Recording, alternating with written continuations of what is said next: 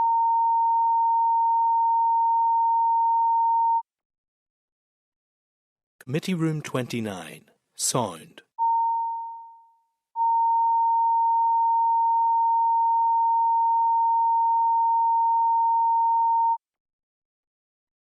Committee Room 29, Sound.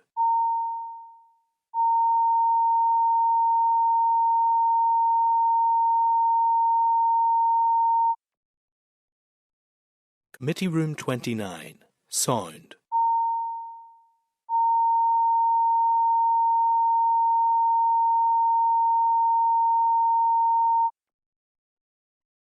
Committee Room 29, Sound.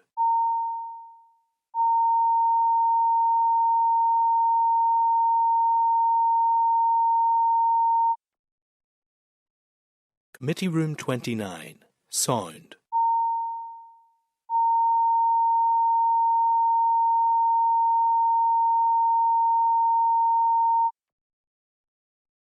Committee Room 29, Sound.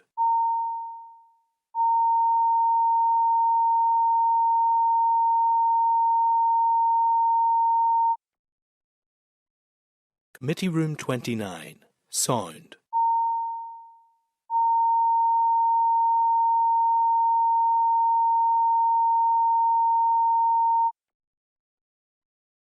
Committee Room 29, Sound.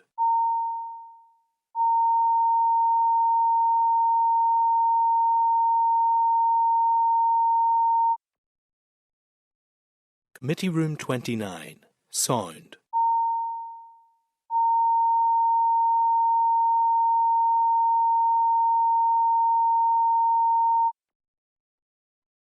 Committee Room 29, Sound.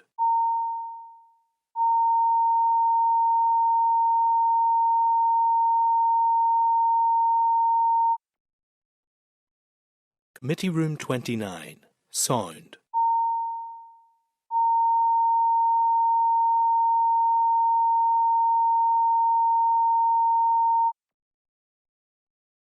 Committee Room 29, Sound.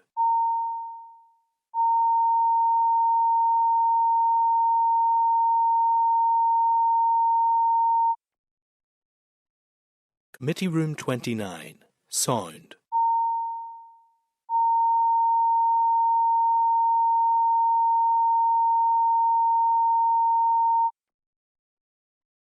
Committee Room 29, Sound.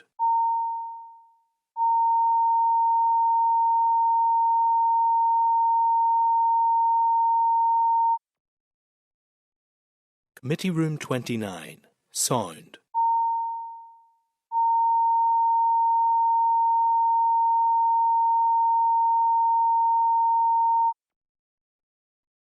Committee Room 29, Sound.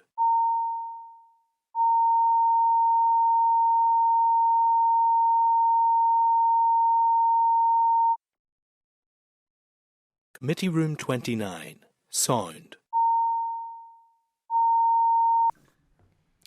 Okay, so that is the live feedback on, and that brings us back to item 5 on our agenda, and it's further briefing on the School Uniforms Guidelines and Allowances Bill, and it's an oral briefing from the Northern Ireland Commissioner for Children and Young People.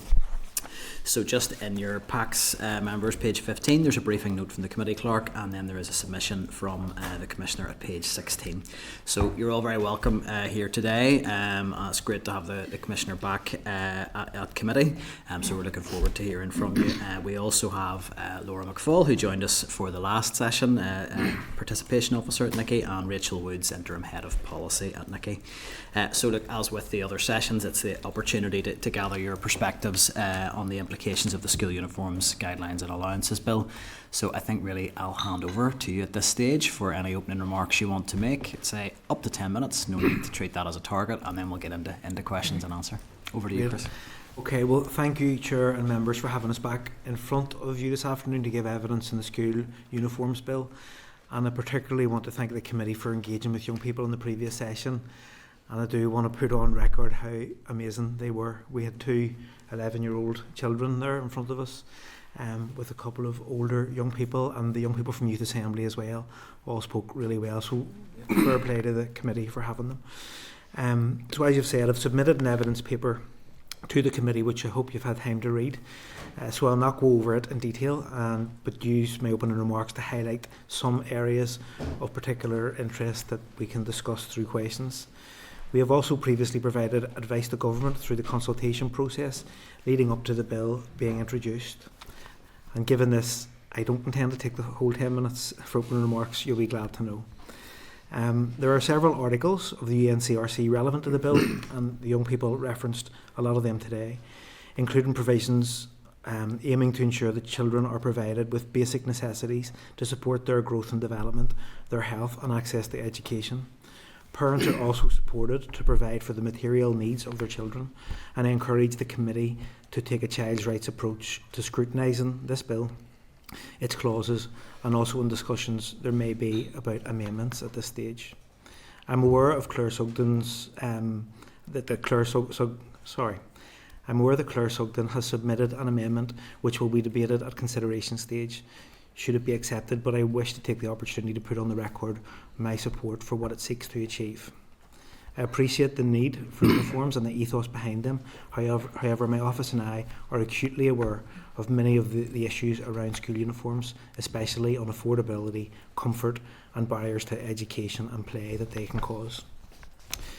Cost of school uniforms is not a new issue to NICCY, nor indeed parents, children and young people. Laura, who accompanies me here today, has been working on this issue, supporting children and young people on school uniform policy for over 30 years. NICCY has previously raised concerns about costs and availability of uniforms, including policies in school in terms of potential barriers to education, as well as within the lens of poverty. This engages with a number of key children's rights in the UNCRC, namely Articles 3, 5, 12, 16, 23, 28, 29 and 31, as you've heard from Astrid, Rhea and Eve, and also Article 2, that all rights apply to all children without discrimination. 13 on the rights of freedom of expression, and 27, which guarantees every child has the right to a standard of living and adequate for their physical, mental, spiritual, moral and social development. I take this opportunity to call for the full and direct incorporation of the UNCRC into domestic law, and would hope to engage with you on this in the future. As the committee have heard, children and young people have talked about aspects of uniforms that make it difficult for them to walk or cycle to and from school or on public transport, for example. Having to wear skirts or impractical shoes hinders their ability to cycle and walk further distances or play. This is why I have encouraged consideration of an additional provision in Clause 2 to make it explicit that schools must consider functionality when issuing a school uniform policy. I have also recommended that a cap on costs be introduced, as this is required to make the legislation meaningful. It is also important that the uniform grant is subsequently raised to reflect the actual cost of uniforms, and I've outlined in my submission why. It is of particular importance to recognise this in the context of the draft anti-poverty strategy, which I believe the Committee for Communities considered last week. And although I have not have sight of the policy, draft policy, I would be more than happy to come back and speak to you about it in the future. As outlined in the submission, I consider it important that the committee considers our briefing paper on the adequacy of current free school meals eligibility criteria as an effective method for targeting the provision of free school meals and uniform grants at children in poverty. It draws on findings of a report commissioned by my office from Dr. Nicola Glenhorn of Queen's University, which provided analysis of the Family Resource Survey from 2017 to 2020 to determine how closely the current free school meal eligibility criteria identifies children in poverty. The report found that the current eligibility criteria are extremely inaccurate, with only 59% of children in poverty eligible for free school meals, and conversely, only a third of children eligible for free school meals, that's 34%, experience in poverty. It means that a significant proportion of working families on low incomes are not receiving any benefits and are not entitled to free school meals. This, in turn, impacts their eligibility for uniform grants. Children attending nursery school are eligible to apply for free school meals, however cannot apply for a uniform grant. As previously raised, it is therefore concerning that the bill does not seek to include nursery or preschools at this time.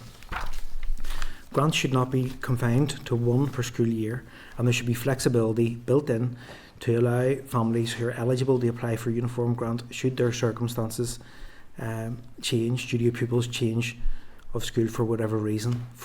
For example, moving to permanent accommodation in a different geographical location, or if, for example, that uniform got lost or stolen.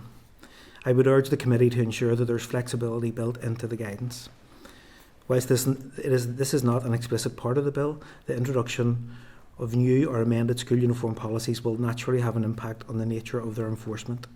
This in turn can mean a change in school uniform codes, policies and procedures, which may include a record being kept of rule violations or potentially leading to further disciplinary actions. Pupils should not face significant sanctions, such as being sent home for breaking school uniform rules or face isolation. A breach of uniform policy should not be met with discipline that could breach the fundamental right of a child to education.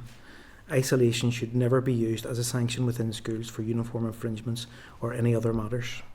I have in my submission suggested that this may be an area for the committee to consider additional enforceable guidance in place to ensure this does not happen. Policies should be flexible, and schools must ensure that the views of the pupils and their parents and carers are heard and show flexibility and pragmatism in the application of the policies.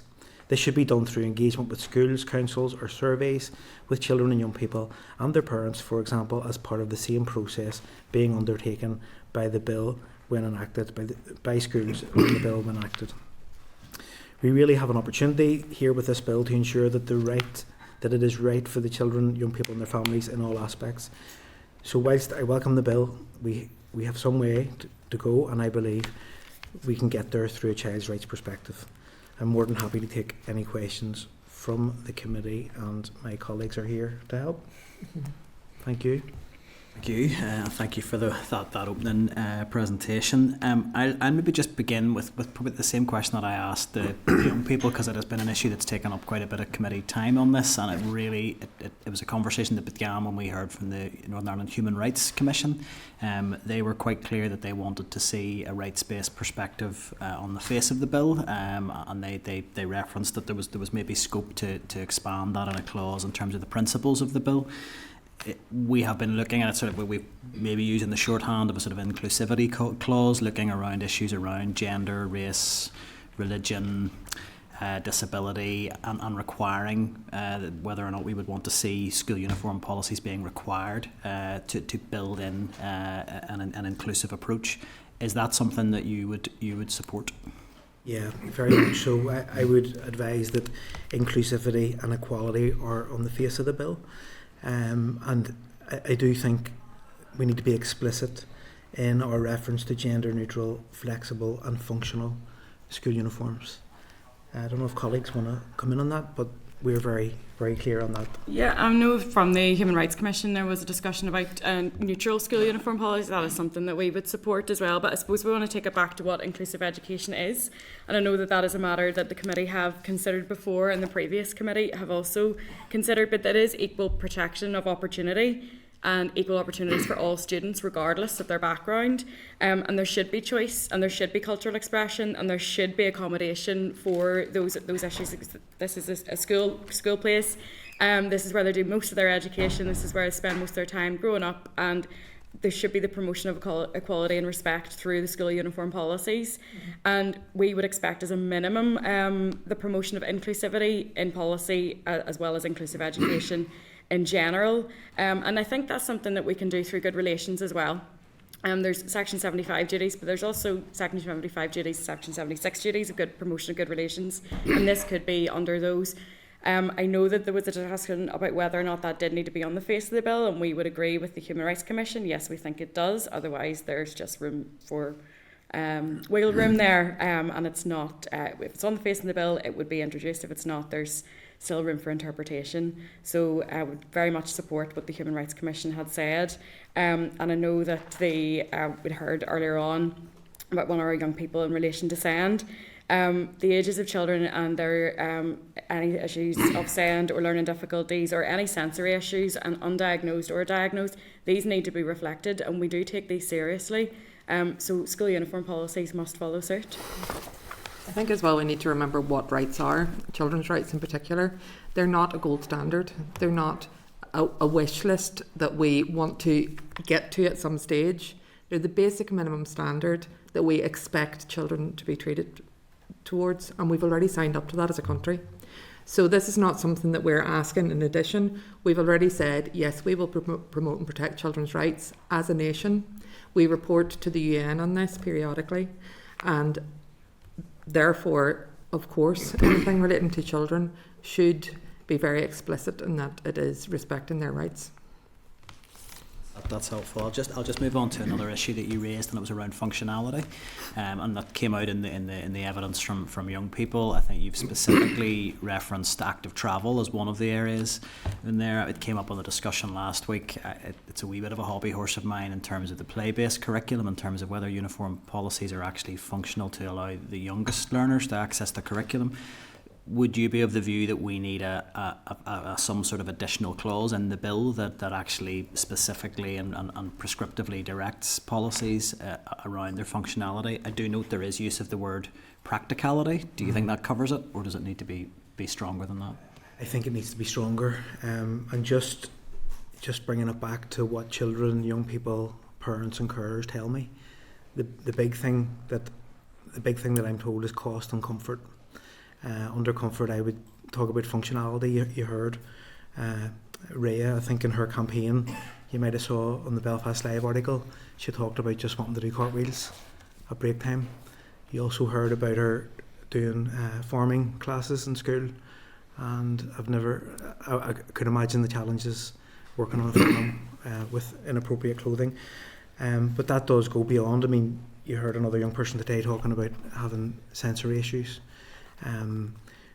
Young girls would often talk to me about rules around tights and socks. So there are lots of variables there, and I do think it could be stronger in terms of functionality.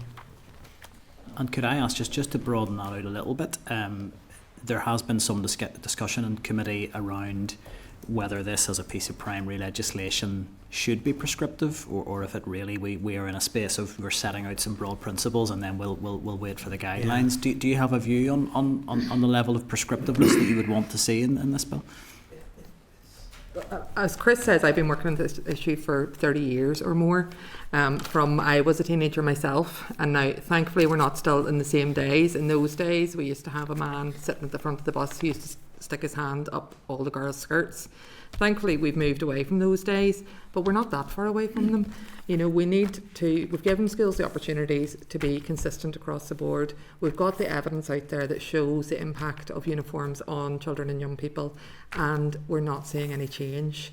So I think it is now the time to be prescriptive.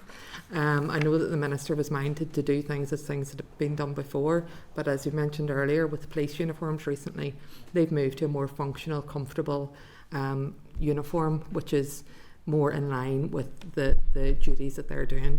Similarly for children and young people, I think it's important to do that. Yeah, we just add to that, and look, lots of schools are handling this situation well. That should be acknowledged. But we do come across situations where it isn't. You know, uniforms can be very costly. Rules can be really restrictive to a child's right to education. But I think when you look at the bill itself, I think it acknowledges why. I mean, it references that the department published guidance in 2004, and it also revised that guidance in 2018. I think the Minister, I'm reading that as the Minister acknowledging that guidance isn't always, you know, the most appropriate or the most, the most appropriate way to deliver what the outcome is. So I do think we've seen other examples where guidance hasn't worked. Look, that's already helpful, conscious of that we've got pretty much a full committee here, so there'll be plenty of other questions, and obviously the other issues around clauses 3 and 4 perhaps might get some attention, and maybe some of the enforcement issues, but I'll let other members cover some of those just in the interest of time. So Deputy Chair, thanks Chair, and thanks to you all for coming We've covered the issue of, the right of a child to education and the right not to be discriminated against and so on. I think we've comprehensively covered a lot of that today. But I wanted to ask you, Chris, because there was an issue that you raised there, that children shouldn't be punished if they're in breach of uniform regulations in schools. And taking account of, the rights of the child, the school will also want to ensure that there's discipline, there's uniformity, and if one kid comes in wearing something different one day and it isn't pulled up, then the next day there's going to be somebody else coming in wearing something, and you have that domino effect. How should schools deal with that situation? And I accept totally that they shouldn't be isolated or excluded from education. But how does a school deal with that? In practical terms, because it's all right talking in theory about legislation, but we have to anticipate what the outworkings of that will be. Yes. I'm going to quote a very wise 11-year-old that was sat just here a few moments ago. Young Rhea, she said, there was two things she said that I thought were really powerful, and I hope that they're not lost. One was just speak to a few children. So there's the first thing. Let's speak to the child. Let's involve them in decisions around their uniform and their schools. And in scenarios where maybe uniform rules are being breached regularly, speak to the child. That's step one. The second thing she says was, if Nike are their only trainers you've got. Like, I thought that statement was powerful in itself. So what I'm trying to articulate there is, well, if breaching of uniform rules is an issue, let's talk to the child, let's understand the why bit. In terms of the bill itself, I was looking at the bill, and it's very much focused on cost and protecting children from social pressures. It talks there a lot. I do think that the punitive approach isn't one that I would be in support of. We have big issues at the minute with school absence, and that will be something that the office and I will be looking into this year. But I would much prefer a child coming to school who maybe wasn't dressed with the right footwear or the right jogging bottoms than not coming into school at all as a consequence. So I don't think that the punitive approach necessarily works, but you can see how schools can manage that, and many schools are managing it. I think there's also a significant body of work if we look at other disciplines. So if we look at employee engagement within the HR field, that's a massive field right now. It's quite clear that where there's better engagement between employers and employees, there's increased performance. The same applies for children. If they feel like they're engaged with the school, that they're part of a school community and that they have a voice and a say, they're more likely to engage with the school and their education more fully. So we're not expecting things to change dramatically, but let's look at what the evidence there is to show how children can be better engaged, better informed, and enjoy their learning more. And would you be in favour of, I suppose, toughening up this piece of legislation to make sure that schools, when they are developing uniform policy, must consult with children in the school as well as their parents or carers and any other stakeholders? Yeah, I mean that's an absolute. As I said earlier, children and young people, parents and carers talk about this issue with me a lot.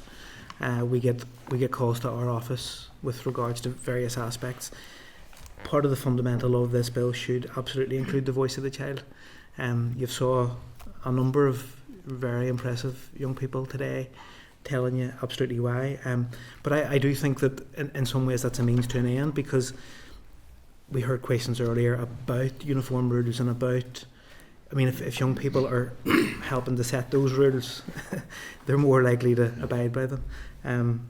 I don't know, anyone want to comment? Well, it's just, I suppose, I think we've identified clause 1.3a as somewhere that we think a reference could be put in. If the committee were minded to consider it, that schools should directly engage with pupils and young people. I do appreciate that the bill as drafted does give the power to the department to issue such guidelines, and that includes those that are to be consulted on. Without, given that this is a regulation making bill. It's not, and it'll come through secondary regulations, come through guidance. We haven't seen the guidance, so we can't advise you on the guidance and what it says. But we can certainly advise from a child right perspective. And our perspective is that children and young people should be explicitly mentioned on this bill to ensure that their Article 12 rights are upheld and also that they are fully engaged in it. That's just one clause. They could be, you could build in a child's best interest principle in the entire bill, but that's clause 13A though, is where we had seen explicitly children and young people could be mentioned in terms of the engagement and consultation that will come after this bill. More must as opposed to may.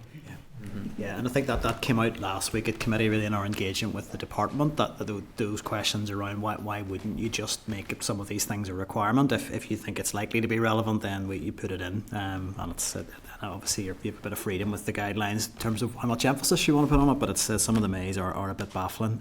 Danny, you were next. Thank you, Chair, and thank you. And I suppose was following on around the guidelines, so we're waiting on them with anticipation because we're going to be all singing, all dancing when we ask a lot of the questions. Everything will be covered in the guidelines. But what's been very clear for me today is that needs to be in primary legislation, because our young people are telling us that their rights are not enshrined in this bill. And I suppose I just want to go down sort of a different wee angle here around the schools and the items. Listen to our young people. I know that there's a real emphasis here on school uniforms, and people are proud of their uniforms and their school and all that goes with it, but sometimes we are an outlier when it comes to uniforms, where most of Europe wouldn't wear uniforms. And I suppose, as the pastoral care side of it, is more and more of our young people just wanting that flexibility, right? So a uniform in secondary school always has a blazer, but why can't that not just be the school crest on a half zip? Why can't it be leggings? And that's what we're starting to feel coming through it. But what's the barriers to that coming through legislation that you feel? Well, why is that always being enforced that the uniform has to be this, and then if you don't, you have to be disciplined? I think there's a lot in that, Danny, and sometimes I do feel that we need to go right back. What's the purpose of education? Let's think about Articles 28 and 29. Education should be free, and it should nurture and develop the talents and best interests of a child. I do sometimes feel frustrated, well, a lot of the time, as the way the system works. The system sometimes feels like, for some children, they are little marketing tools. The nicest blazer, the nicest trousers, the nicest satchel, the nicest shoes, getting the highest grades and scoring high on a league table. Children are sometimes, in my opinion, seen, it's almost like little lemmings being used to market the school and buying into this big system. So I know that's kind of a big answer to your question, but I do think we need to revise what is the purpose of education, and even so, what does a uniform look like? I agree with you.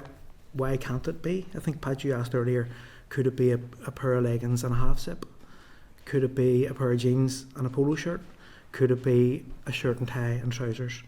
I think young people need to be part of those conversations with their board of governors, and I'm sure we would come to solutions pretty quickly.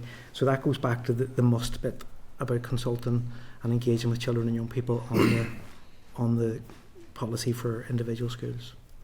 And see, as far as the school attendance, because it is a real worry, are you finding the barriers at the school uniform, is it playing a part in this? I'm hearing that from the young people I would engage with, but I'm just wondering if it's something that you've obviously a wider engagement. We're hearing it anecdotally. We are conducting some further research on school absences and the reasons behind those, so we can provide more evidence to that once that has been completed.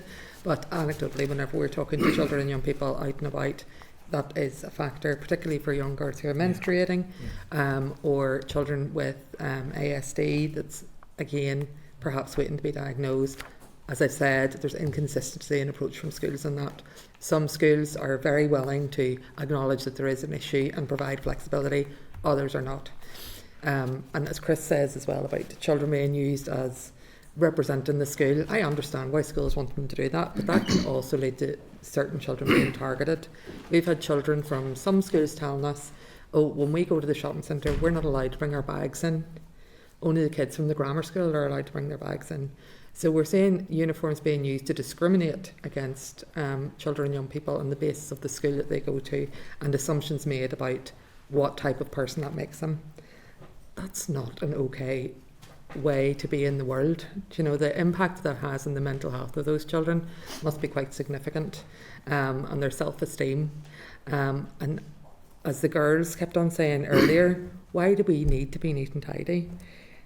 Some children have told us that you only get a place on the school council or as a prefect if you're well turned out. You're looking nice in a uniform. We know that children, they develop at different stages. They have growth spurts during the year. Their uniform is not going to look the same way on them consistently throughout 1 year, never mind consistently throughout 3 or 4 years. They're not always going to be well turned out, and that shouldn't be our primary objective for our children, is that they look nice. We've gone beyond the times where children should be seen and not heard, and we very much think they should be heard, and what they look like is not that important. That's the importance of putting the rights right on paper. Just I suppose just was research. Briefly, Rachel. Yeah, no, just to point out, it's not just the formal education; it's the impact on sport, and that's not just sport in school. Ulster University just published a report on the cost of it's called "Sport is Not a Luxury." It's like 2 days ago, I believe, and it's a really good read. And I think was one of the quotes was 37% of parents and guardians had said that their children had missed out on sports or physical activity because of the costs. So parents are telling us this. So it's children and parents are saying that affordability of school uniforms, of branded kits, of PE kits, of all the equipment, the cost of education, which is supposed to be free, is a barrier to children attending school or attending sports and physical activity. David, you'd indicated. Thanks very much, Chair. I have a few points to make, and I'm going to hand over. You can respond to a few of them, just in terms of time. I'm thinking that, first of all, the bags in shopping centres being stopped because one's high school, one's grad, that's appalling. But I would just say that's the issue. The uniform might be being used to discriminate in that sense, but it's the shopping centre that has the appalling policy there, and it's not the fault of the uniforms. That's about attitudes, and I think whether it was a half zip or whether it was a school uniform, people will still know the school and know the badge and everything else. So I think I just think it's, first of all, right to say it's absolutely appalling, but I don't think it necessarily should be conflated with the uniform issue in and of itself. I don't think there's any issue with schools having pride in pupils representing their schools and uniform being part in that and trying to be well turned out. I accept everyone will look better. There'd be many people at my school look better than me in a uniform, but nevertheless, it was right that we all try to take pride in our appearance. We're taught to do that. I think that's a word, and I think actually pride in belonging to an organisation, whether that's a school, whether it's football teams with their kits, obviously different in terms of what they wear. You know, we all have had pride in and wanting to be associated with the organisations that we're a part of, and I think uniform can play a real part in building that pride. The main point probably I wanted to get to, and it's not trying to be pedantic and facetious because I know it may look that way, it's back to this sort of issue of the unintended consequences. And you could do away with uniform tomorrow. I wouldn't support it, but you could do away with uniform tomorrow. You'll not be competing with what brand your school shoes are, or whether you're wearing the fancier blazer or the less fancy one. But I mean, I could take you walk through East Belfast on any given weekend. There's plenty of people running around in Balenciaga trainers. Now, I would say that the socio-economic sort of level of the areas that you'd be walking through would suggest that people aren't, for the most part, spending £800 on a pair of trainers. But there is that wish to project the idea that they are. I do worry genuinely about, we're talking here about doing away with brands in terms of school uniform, a genuine thing that I think we all agree with.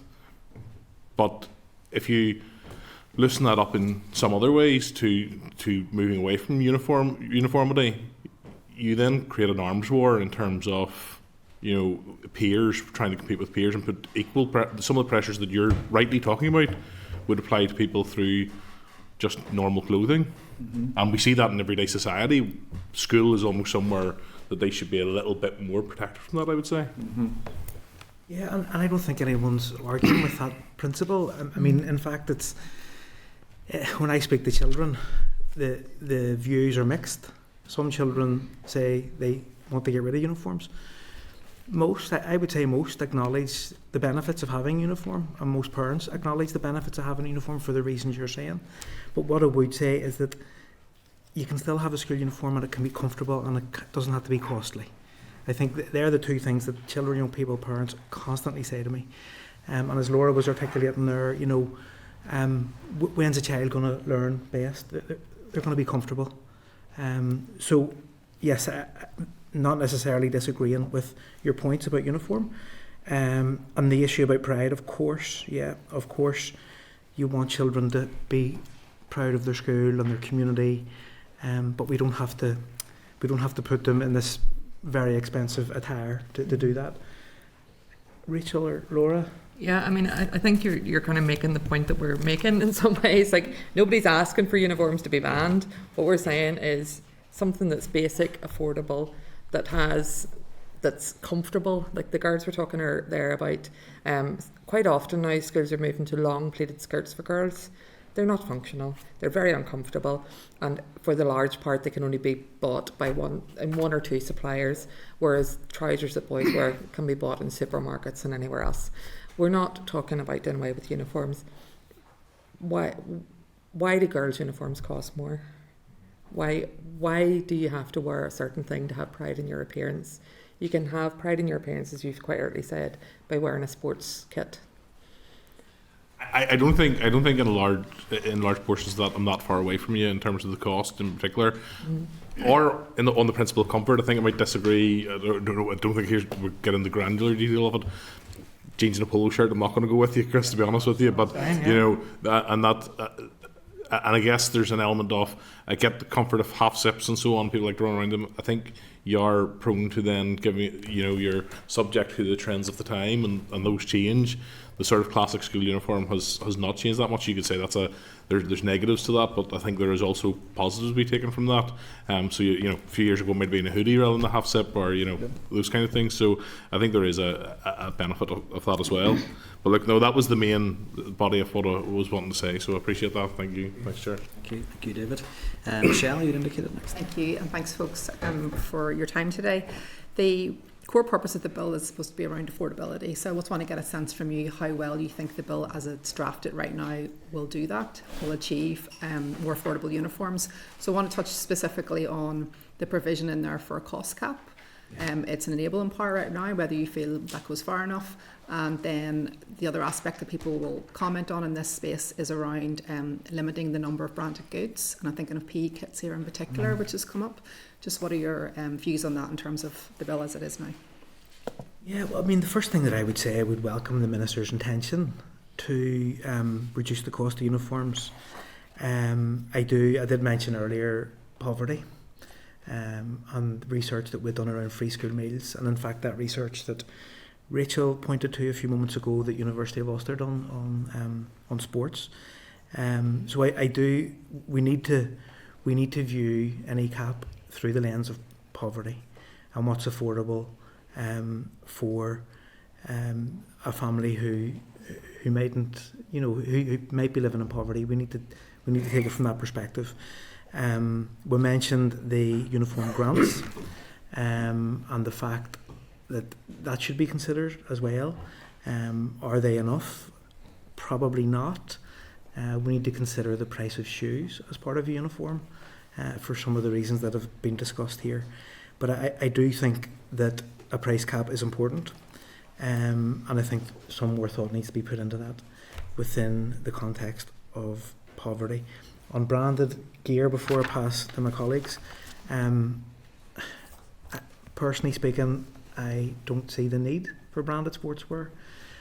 I don't see the need for a PE kit.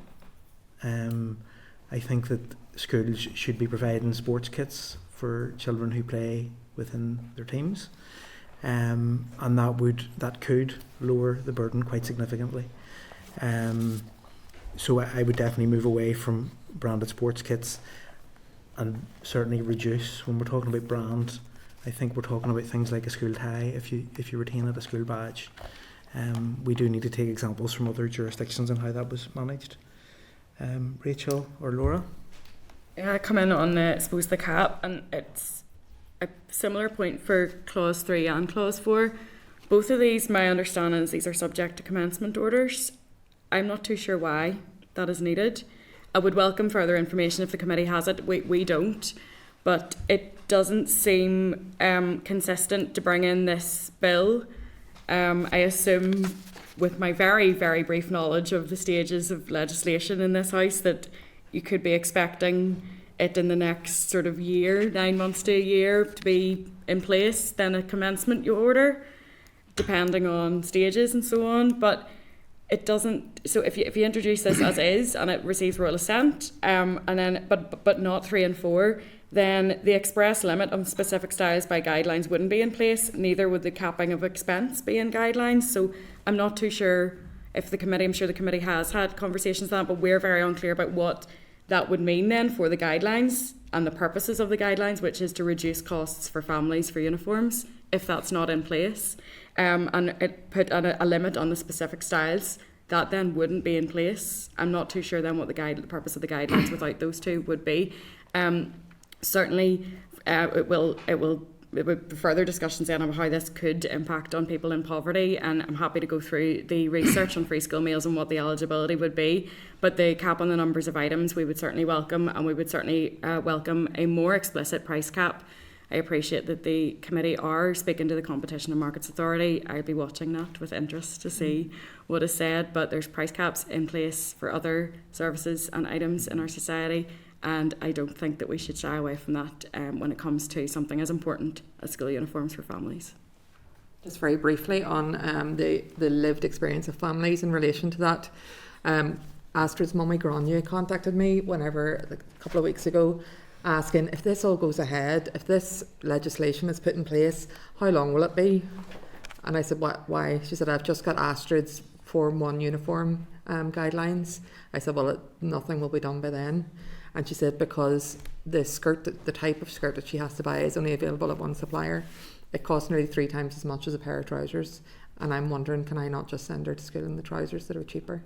So that's the lived experience of families. They're not living in poverty, however, the cost of the uniform is still having a significant impact on that family.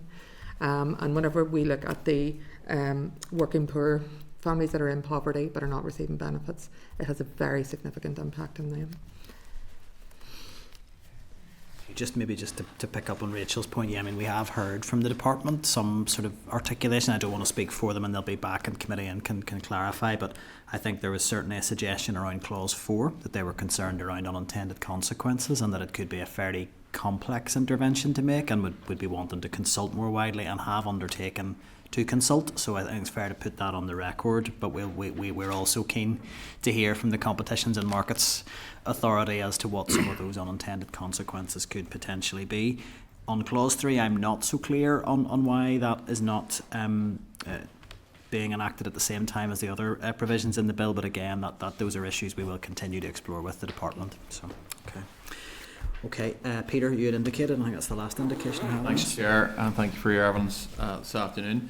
I want to pick up on some of the evidence, Chris, you mentioned about the NICCY Airs, and one of the key things about this bill is to try and make sure that, uniform costs are reduced and kids, feel like everyone's wearing more or less the same, and those are cheaper non-branded items. Let's take the child who comes in. So you've got a class full of girls, say, they're all wearing black, unbranded trainers. You've got the girl comes in Christian Dior trainers at £250. In terms of non-compliance, okay, let's get past the teacher should chat with that child, but say the child says, well, I just want to wear these. What happens next? It's not a situation that I've ever come across, to be fair. And I would imagine that if the school could quite rightly deal with that. I mean, it's very hypothetical, It won't be when the bill comes in. If the bill comes in and we say, which is the premise of the bill, to actually have, a limit, a cost limit on unbranded items in trainers, which I hope it will. But I suppose I'm just teasing out with you. So you've got the child who comes in and Nike Air or Christian Dior trainers, and they're really expensive. And she or he's the only one in that class who has them, and the teacher says you shouldn't be wearing those, and the pupil goes, I don't care. I like these. I'm bringing them in. You mentioned that example in your earlier evidence. How does a school deal with that? I struggle to understand why wearing a pair of Balenciaga would be a barrier to your learning. I mean, that's to me, that's not an issue here. I mean, we're talking about... It's completely the opposite of what the bill's trying to achieve, which is levelling out the field so that kids who maybe can't afford those don't feel they should have to afford them because another child is... What I'm saying is that the child should not be excluded for wearing a different pair of shoes, and they shouldn't be punished. I think what we said before about engaging the children in the policy, and also then as part of that, well, what are the sanctions? Have those discussions with the children. What's the point? We would do that quite regularly. Whenever we have a residential or we have group meetings, we create a group contract together with the young people that we're working with. We all know that we need to respect the boundaries of those that we're engaging with, and whenever we explain to children that the reason why they can't wear the Balenciaga trainers is because it puts undue pressure on others, children are quite reasonable. They will understand that if they're part of that negotiation. We don't see a lot of rebellion for the sake of rebellion or for showing off. We just don't see any evidence of that. Where we do see rebellion is where rules don't make sense, people aren't given fair or justifiable reasons, and whenever they're engaged with properly and feel part of the school community, then they're much more likely to comply with the uniform. Except that, however, what I gave you was a real world example that we will not have to deal with.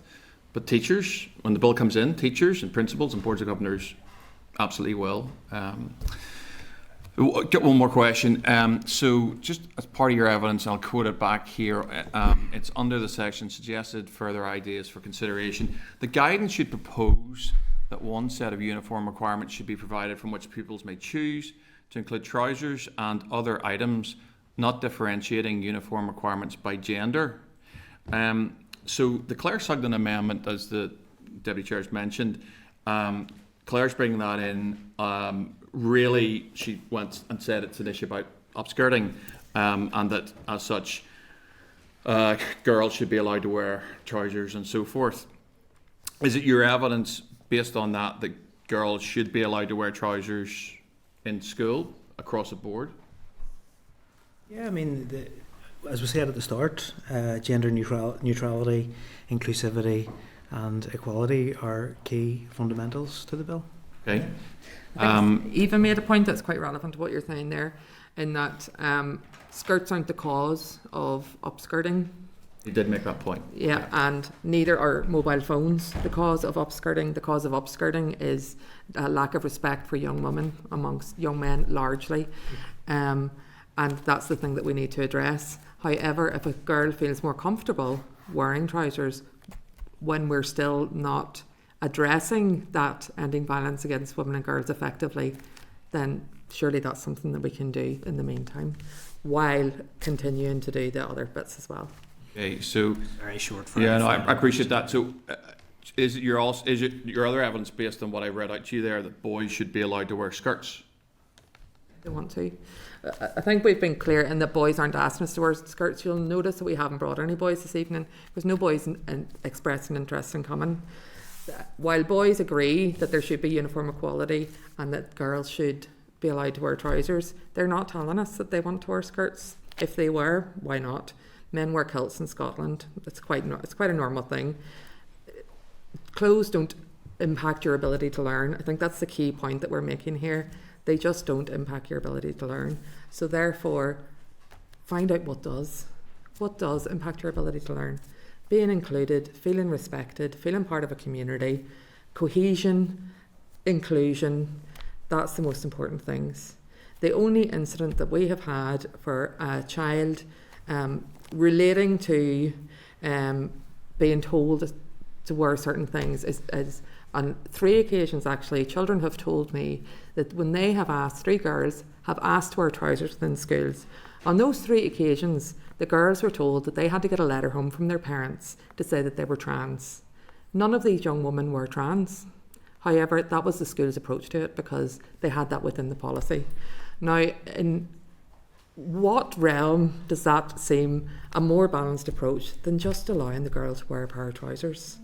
We need to get away from the spirit of the law whenever it comes to school uniforms and prioritise children's well-being, inclusion in education and just their engagement, and that's the thing that we need to focus on. So I think in terms of wrapping up, I would say make children's rights incorporated into legislation. Take the example of the Children's Services Cooperation Act to bring together all those parts of the service, which is school, and in relation to schools' uniforms. Take advice from Active Travel, talk to the Department of Communities about poverty, use the CSCA to bring all those things together where we need to do better for children and young people, and use this as an opportunity to make this bill as useful as possible for children and young people in relation to their wellbeing and education. Laura, I'll draw that to a close, and you're doing my job well for me, I would say. And I summing up to finish the session with, really do appreciate your time today, both from the youth panel and from your evidence today. And I think really important, really clearly key stakeholders in this particular bill. So it's been great to hear from you. We'll draw that session to a close at that stage, and thank you. Thank you very much. Thank you. Okay. So while the witnesses make their way out, we will move on to the final item on our agenda in terms of briefings, which is item 6, and it's a further briefing on the School Uniforms Guidelines and Allowances Bill, and it's an oral briefing from Diverse Youth NI, and I would draw members' attention to a briefing note from the committee clerk at page 33. And we'll just let the witnesses come forward and then we can make a start.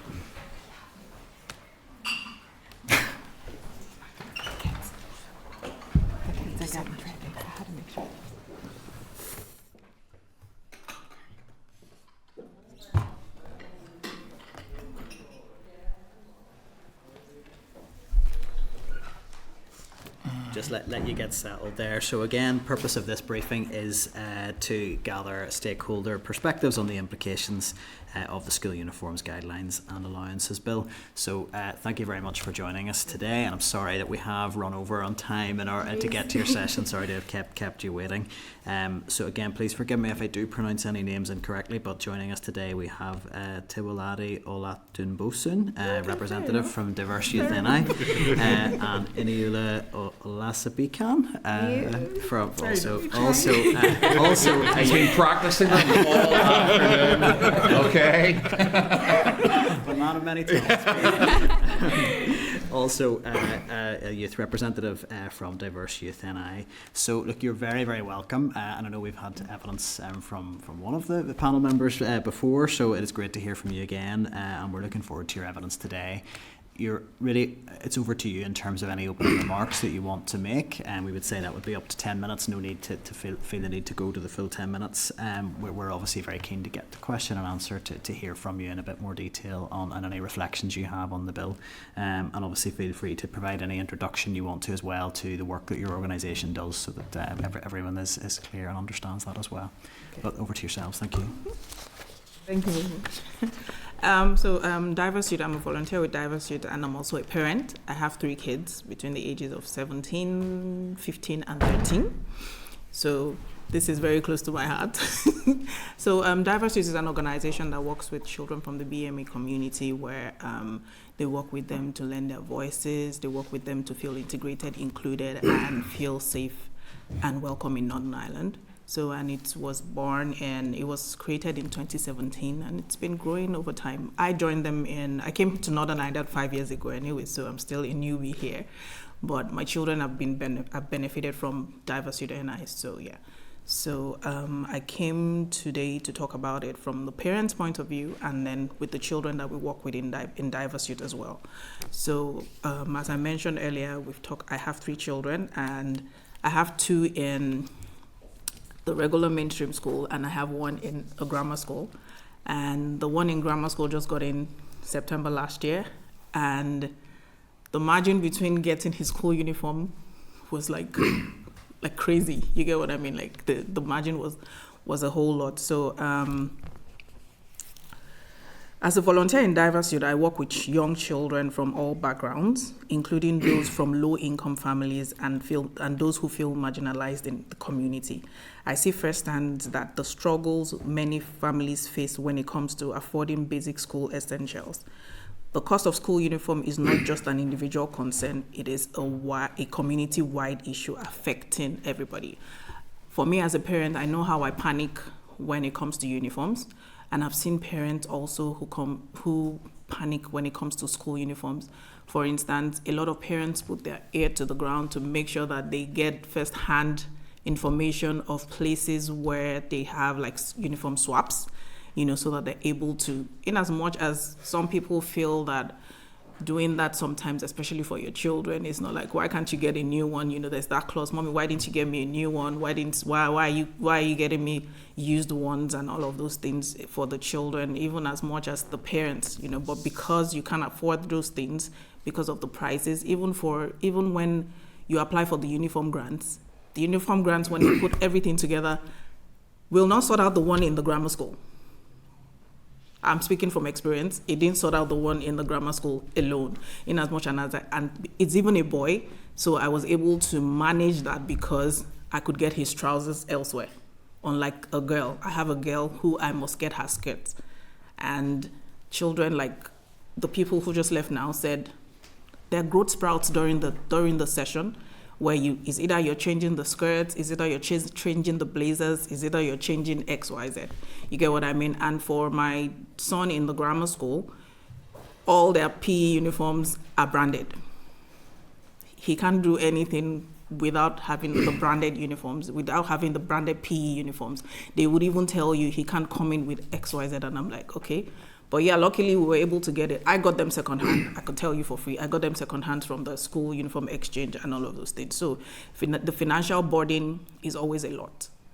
For instance, now my oldest son is going into 6th form. So we're changing the whole jumper as well and the blazers as well. You get what I mean? So that's a new set of uniforms.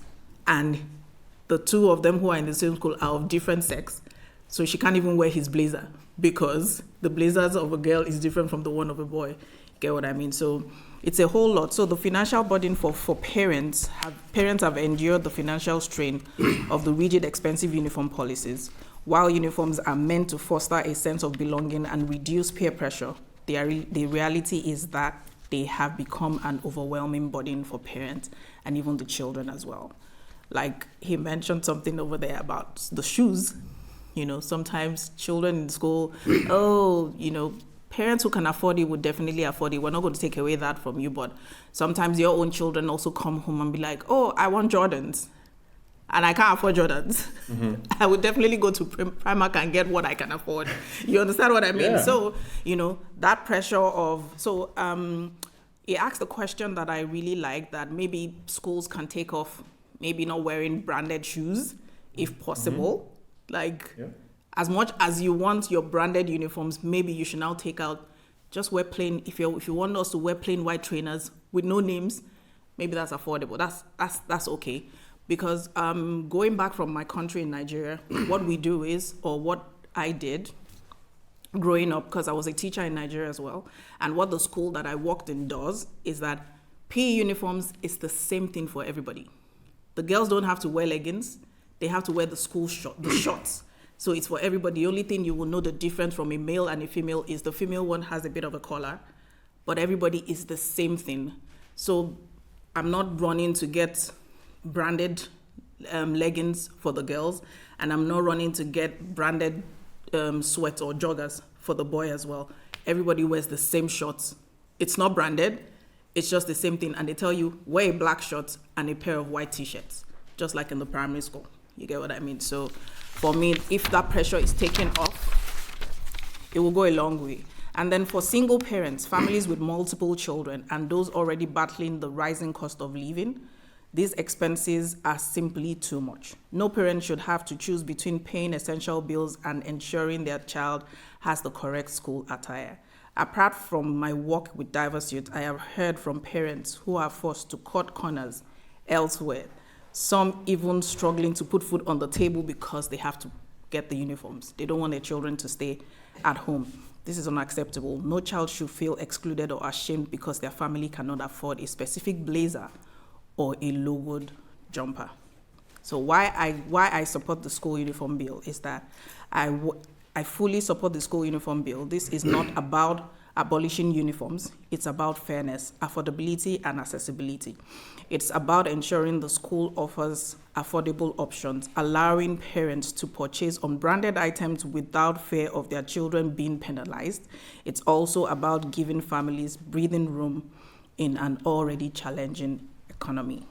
So we must ask ourselves, should education be defined by labels or costly requirements, or should it be about learning, growth, and opportunity for every child, regardless of your financial background? Thank you. Just yourself presenting then? She has something to say from a young fine. person's So point of view. great, I thought you were great. going to ask her questions. No, I think we'll move to questions at the end. All Really, right, really no great to worries. hear the parents' perspective. So great to hear from the young person's side now. Thank you. So good evening, Chair and members of the committee. My name is Inyolua Olaoshibiko, and I'm a student at Methodist College, speaking on behalf of Diverse Youth NI. So last year I was here talking about, the lack of education access for young people, and now I'm here talking about the school uniforms bill. And last year I wasn't a student, but now I am, and it goes to show that young people's issues are forever evolving. And our organization represents young people from diverse backgrounds, including migrants, ethnic minorities, and low-income families, as mentioned earlier. All those who face, a lot of barriers around school uniform costs, accessibility, and inclusivity. So I would like to share some perspectives that I've gathered about the school uniforms bill. So to begin with, the uniform costs are a major stressor. For families already managing tight budgets, the price of new blazers, jumpers, PE kits, the list is endless, can be overwhelming. Young people tell us that they feel anxious at the start of the term, wondering if they don't have the right items to fit in. And I know I definitely felt that, coming into a completely different education system, worrying about where to get the jumper, where to get the blazer, and a whole lot of new things that young people shouldn't have to struggle with. And also the bill promised to establish cost caps and encourage value for money shopping is hugely welcomed. If basic items like a plain shirt or a jumper can be reasonably priced, families won't have to choose between a food or uniform, like mentioned. Many of our young people have no older siblings to pass down uniform items. I certainly didn't, and my sister certainly doesn't. A school-run clothing bank stocked with gently used blazers, jumpers, and PE kits would immediately reduce the financial burden. It also fosters a culture of reuse, benefiting both low-income and environmentally conscious families. Secondly, a lot of school students sometimes need uniform adjustments, whether for modesty reasons, religious dressing, or personal reasons. Restrictive styles or insisting on a single supplier can exclude these pupils. The bill rightly highlights comfort, especially for students who require looser or layer garments. We urge the committee to ensure that guidelines explicitly mention reasonable accommodation for head coverings or other cultural dressing. When schools develop or review their uniform policies, they should actively seek input from families, perhaps through surveys or other means. That way, policies reflect real diverse needs rather than assumptions. This brings me to my next point. Some young people we work with, especially girls, like mentioned, have told us that they're not allowed to wear trousers as part of their uniform. In 2025, this is quite hard to justify. We know that comfort, whether body confidence and personal preference all play a role in what a student feels comfortable in their uniform. Skirt-only policies for girls do not reflect that.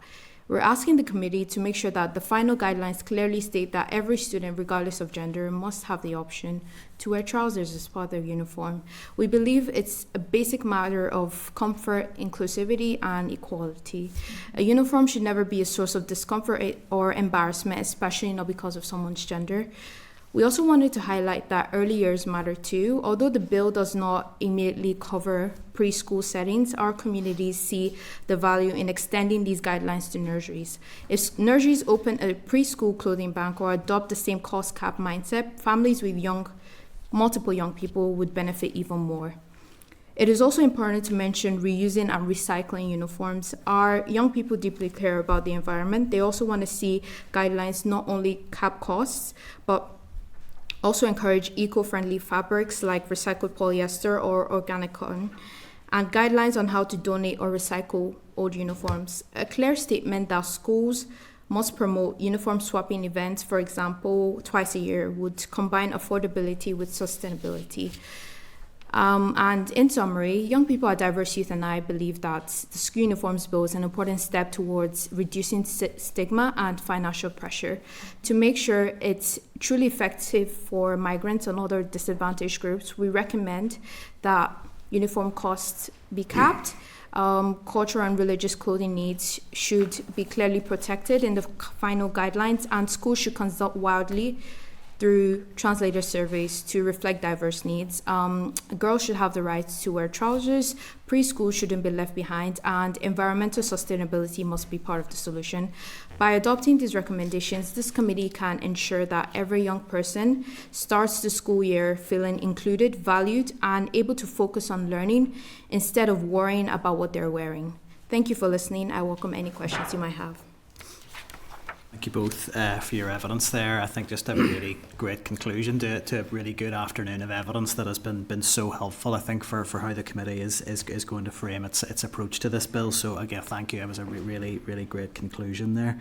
I want to just maybe make a comment very quickly. I mean, we heard evidence last week from a teaching union, the head teachers union, who did set out quite clearly that they felt there isn't a problem and that everything is operating fine and that school uniform policies don't really need legislation. But I think your evidence, sets out quite clearly some of the challenges, even just some of the, the sort of almost perverse aspects of uniform policy, where, whereby a girl's uniform costs more and you can't pass a blazer that belonged to a girl onto a boy because they're different, and then changing the uniform at sixth form, all of those layers of things that just add cost pressure, I think was a really clear articulation of where there are clear examples that it's not working in every school.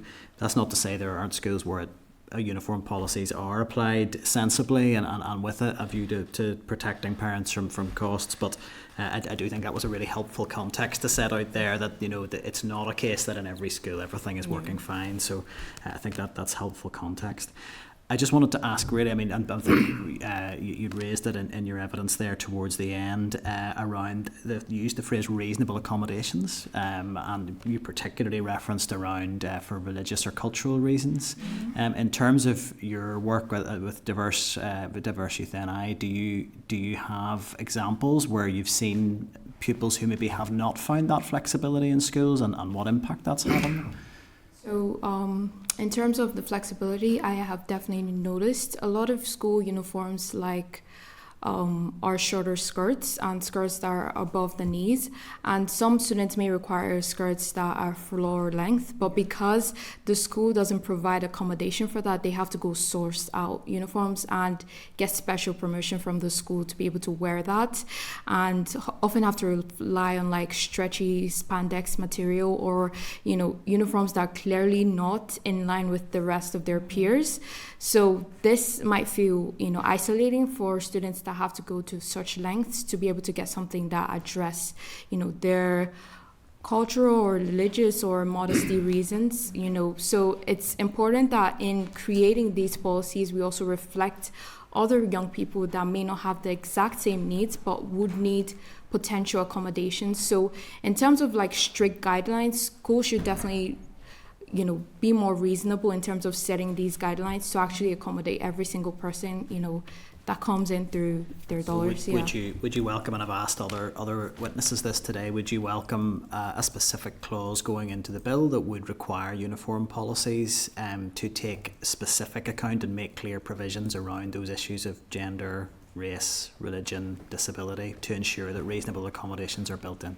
Definitely, yeah, definitely. I do see that being a very, very useful, avenue to discuss with children, but at the same time, I feel like there's also a need to just reach out as well because not everyone fills in surveys, not everyone checks their emails. So in different avenues, sort of promote this, that we're trying to get your views about the school uniform policy, and that would encourage inclusivity among students and make them feel like they're part of the process, definitely. Just one other question. I'm very conscious of time, and I'll get to it quickly. And if maybe just a quick answer. You did mention in your evidence at the start around uniform banks or second-hand uniform exchanges. So just very briefly, is that something you found helpful? The bill does make provision that the guidance has to cover that comes through. Would you like to see that guidance requiring schools to provide those provisions? Yes, schools provide it, and so I know some churches also do it, because I went to my son, I went to his school. I didn't get all of what he wanted because most of them were too big for him, for his age. And I had to go to another church to now get the ones that were quite his size. But of course, the ones that I got from the church, I didn't need to pay for it. But I paid for the one in the school, and it was quite affordable. So that gave me room to be able to get the more expensive things that was not in the school. For instance, like the blazer, I didn't get his blazer size, so I was able to get like the other things, like a jumper, the branded sports shorts and t-shirt. So I had to put the money together to get the blazer, which was way too expensive. And coming back to what Iniolua said about the skirts, for my daughter's school, their skirt stops at a particular length. So if you want waist 30, a girl gets to length 24. And length 24 is just below your knee. So as she explained that some people, for religious reasons, for cultural reasons, or for just personal reasons, want skirts that are, way below. So if that allowance can be added as well to your skirts, so if you want the longer one, like you want the short, you want the medium length, or you want the long length, I think that should also be made possible, especially for girls. Yeah. Thank you. That's all very helpful. Deputy Chair. Okay, thanks. And you stole the question I was going to ask. And I remember you coming here last year in Ewing, and I'm very glad to hear that you got a place in school here. Yes. I just wanted to touch on that issue that Nick raised about the uniform banks. And especially about any stigma that might be attached to parents using those banks. I don't think you're concerned about that. That's my instinct. But I'm not concerned about it, but yes, it's a culture shock. Yeah. It's when I got here, and there's this saying that says, when you're in Rome, you act like the Romans. And I see that people do it. People who are from here do it. And I'm like, so what's the big deal? You get it. What's the big deal? Like, just go get it, as long as it's in good conditions. But I know people, for a fact, who are like, oh no, I can't go there. Or they even hide. They don't want to go on days that you probably meet other people that know you. You get, so for some people, it's a no-no. For some people, it's not a big deal. But for me, in as much as I see it, I'm alone here with my kids, I see it as, it's okay, but it's not okay. You get what I mean? It's not okay because once I take it home, your son is like, Mom, it's not new. You get what I mean? And I'm like, Mom, it's not new. And there are some that, like the uniform swaps as well, some children have already written their names on it. So you have to take extra, whatever. Is either you peel out the badge or you just take out a marker, a permanent marker, to just make sure that you strike out that so that it still knows it belongs to him. It's just different. You get what I mean? But I don't have a problem with it. I suppose I was going to ask you, if it did become a requirement in this legislation that all schools had to establish a uniform bank, do you think that would in any way help to do away with the stigma that exists if it became normalised?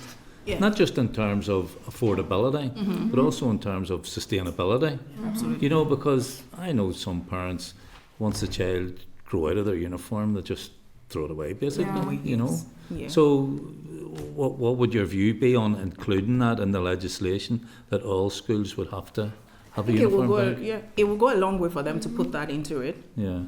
And we just try to make sure that you let people know that it must also be in good condition. Yeah. For instance, I can tell you for free, the blazer my son wore in this last school term, I am going to throw it away. Why? it's so worn. I don't know what the boy did with it, but it's all worn, like, it's all worn out. So if I can't wear it, or I can't allow my son wear it for another school term, why should I take it to a school bag? He's been a boy, isn't he? He's been a boy. He's been a boy. So that one, I know I'm going to throw it away. So maybe we should also try to let people know that, make sure they're in good condition, because sometimes we go to those school bags and we see some that are not in good condition at all, but the people who sorted them out still kept them on the hangers, you know. There are some that maybe something is torn here. It's not, so just make sure that if it's going to be passed, we should let them know that it should be in good condition. As long as your child can still wear it, then you can bring it. And do you want to add anything then? Yeah, I definitely wanted to say about my sister as well. She also went to the second-hand shop in her school to get like pre-loved clothing, and it was so affordable. And I was wondering, why is this so affordable when, you know, the real prices are like 5 times as much, until I found out that the schools completely switched out all the uniforms, so we had to buy completely new ones. So, you know, not letting parents know in advance to, you know, if there are going to be changes, especially if you're coming in. She was going through to year 8 last year, and the previous years have changed their uniforms, so they still had the old uniforms, you know, in stock for parents to buy, which I felt like was kind of misleading. So, you know, uniforms are, you know, a thing of pride, I guess. So it's important for young people not to feel excluded, because, you know, when my sister attended the first, you know, like school gathering and everything, and everyone was in different uniforms, she was wondering, oh, why is this the case? And I felt so bad, and my mom felt really bad as well. So we had to completely switch out all the uniforms. So it's important that schools are transparent with, you know, these processes, instead of misleading parents to thinking that, you know, even if you come to a uniform swap, it's very affordable. Meanwhile, you might not be getting what you want or the quality you want, for example. So it's important that it's transparent, and, you know, they take into account the quality of the clothes that are being sold as well. But yeah, that's what I think. Okay, thanks very much. Thank you. I've got an indication from Danny, and if other members do want to come in. Chair, thank you, Chair. The points were spot on. You said that boys and girls are gender neutral, that sometimes the conversation goes a different way, but it's actually a real good point around affordability. If it was the same, you pass it down. So thank you for that there. And uniforms are meant to be a great equaliser for schools, but it's not the case for affordability. But I'm just looking at your uniform, and I hope you don't mind me commenting on it, but I can see it's a tie, a jumper and a blazer are all branded. Yeah. How many more items in your school? Everything, like everything except my tights. What out of all of that must you have? So I basically got discouraged from doing sports, because I was just like, there's no point buying this much if I'm only going to be in the school for like a year or plus 2 years at most. So I just bought, you know, the blazer and the tie and the jumper and the skirt and the scarf and the, you know, and then it comes with, you know, wearing like the school quarter zip and the school jumper and the school, you know, jacket, and it is way too much. Are you allowed to wear any other items? So you're saying this it has to be the schools? It has to be. So if, like, for example, if during the winter months, our school has a policy where you're not even allowed to wear like if you're wearing a puffer jacket, you're not allowed to wear one that is not the school brand. So why would you?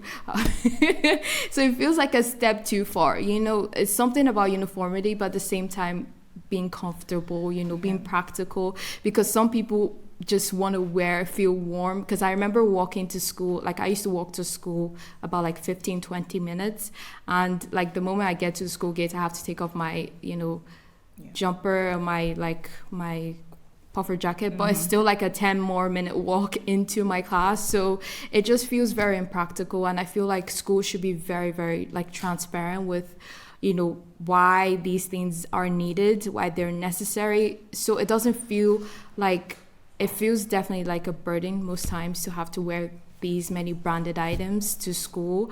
It doesn't feel necessary, not in the least. I see why, you know, you might want to have a branded, you know, jumper or a branded blazer, but there's so many things that are taken like too far in terms of like PE kits needing to be branded as well. Like, it's just sports. It's not like a team sport. It's just a physical activity. Why do those things need to be branded as well? You know, so. A couple of very important points are around.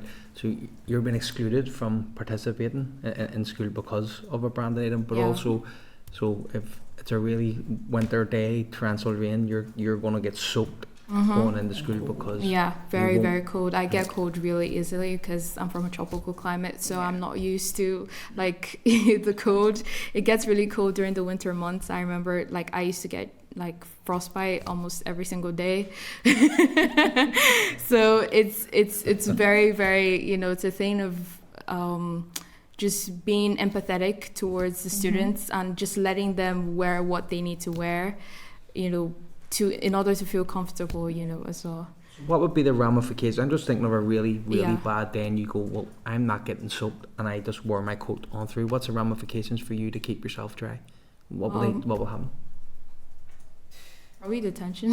If I'm going to add to what she said, my kids are not allowed to wear their puffer jackets out, like at the gate, like she said. So they take it off, and I'm like, "Isn't it cold?" They tell me, "Mommy, it's cold," and they don't switch on the heating quickly, you know, in school. Like, and she said, "Well, from a very warm country, as I speak to you, my hands are cold, even though it's still warm." But you know, so that I don't think it's fair, because even if they layer sometimes during the winter months, they still need to just have that jacket on to keep them extra warm.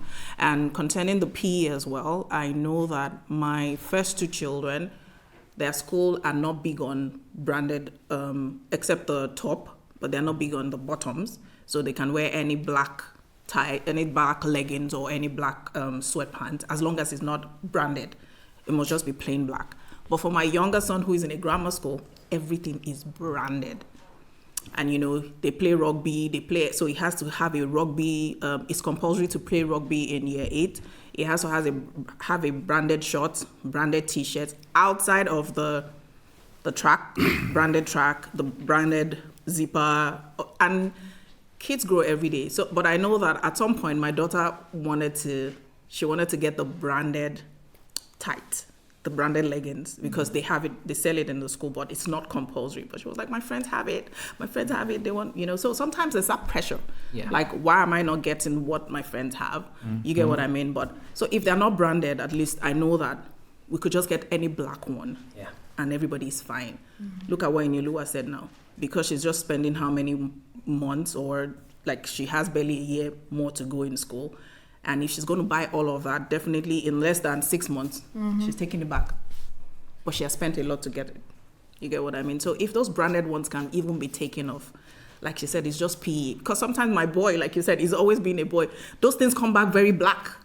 And I have to struggle to get them washed. You get what I mean? So if it's just branded, and I know that sometimes the knees are ripped in 6 weeks into the term. And I'm like, I don't want my child wearing torn clothes, but because it's branded, I'm like, okay, you know what? Maybe you wear it for a little more time, but it will keep getting worn out. But if it's the unbranded one, I know I can go to Primark and get one for £2. If it's ripped, we go again. If it's ripped, we go again. You get what I mean? But the branded ones cost. It's really expensive. It's really, really expensive. We have to just draw a very quick point. That's that point of it. You may not be able to legislate for peer pressure, but you can certainly legislate for the inequalities that they're experiencing. Yeah, definitely. Thank you. Peter, you'd indicated there. Thanks, Chair.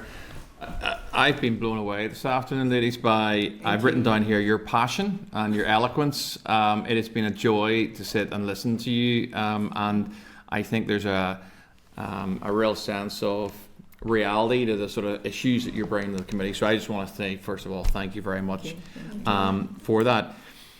Would you, in terms of the evidence that you presented so far, I get a real sense that it's the sportswear that seems to be the particular issue. You just used an example of the sort of the branded leggings and the pressure there is to have that. Would it be your evidence that actually the sportswear are they both the same? Is it sportswear and school, you know, the normal school uniform, or is one more important than the other, or are they both the same? I think they're both the same. Okay. But because uniform is worn every day, sports you have to take it for certain days, or you have to wear it on certain days. Sometimes you have to take the sports kits in your bag, and sometimes you have a particular day where you get to wear it from the house. So for me, I think it's the same thing, especially the blazers. The blazers are crazily expensive. They're way expensive, and for me I'm the shortest in my house. My first son is 6'2", and we have to buy another blazer this year. Like the one he's wearing is telling me, "Mommy, look, it's short." You get what I mean? So it's really, really expensive, and the higher your size, the more it costs. And for my older son and my younger son, they're not in the same school, so I can never pass it down. It's not possible. They're in two different schools. You get what I mean? So the blazers, everything, I think everything is there's a lot of pressure on everything.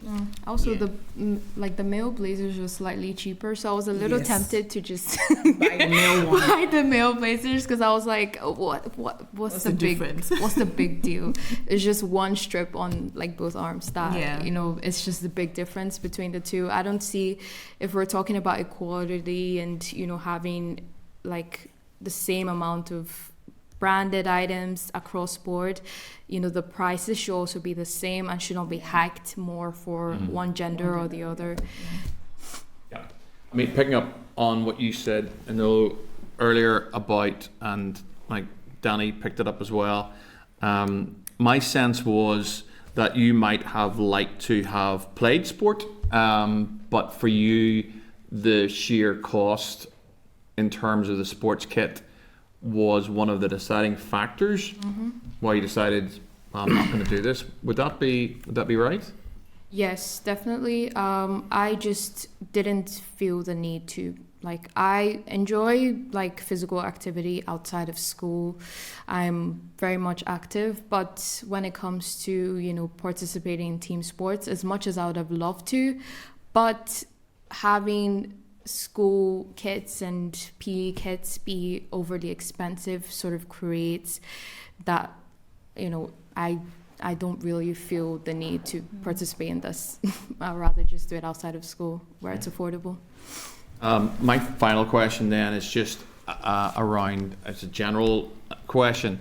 Do you feel that school uniform, which is what the bill's all about, do you still, with all the evidence you've given this afternoon, do you think having a school uniform, something that essentially is the same, for boys and girls, is that important? Do you think that's important? The issue perhaps more is about the cost of that uniform. If the cost could be brought down, would your evidence be that having a uniform, whatever that might be, it might be very basic, as you said, about a white polo shirt and black shirt, but the very essence of having one, is that important to you?